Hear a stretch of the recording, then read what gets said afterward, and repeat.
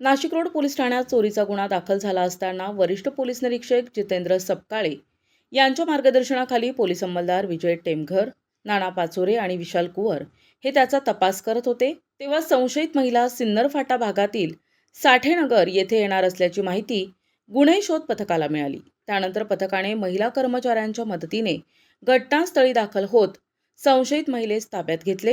हे सिन्नर फाटा साठेनगर या ठिकाणी येणार असल्याची गोपनीय बातमी ही पोलीस हवालदार विजय टेमघर, पोलीस अंमलदार नाना पानसरे, पोलीस अंमलदार विशाल कुवर यांना प्राप्त झाली. त्या अनुषंगाने त्यांनी गुन्हे शोध पथकाची टीम घेऊन तात्काळ साठेनगर या ठिकाणी गेले.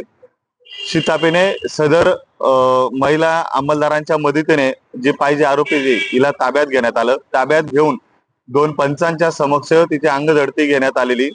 त्या अंगझडतीमध्ये CR नंबर 154/26 या गुन्ह्यातील जो चोरीस गेलेला मुद्देमाल होता, मंगळसूत्र, सोन्याच्या 2 वाट्या, तसेच मंगळसूत्रातील छोटे मोठे आकाराचे असे 12 मणे, असे एकूण 67,500 रुपयाचा मुद्देमाल हा हस्तगत करण्यात आलेला आहे.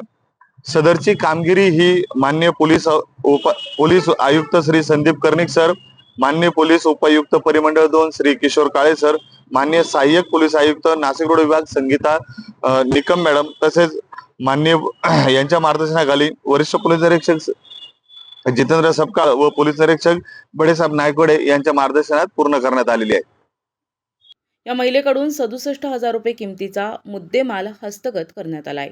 दिशा न्यूज ब्युरो, नाशिक रोड.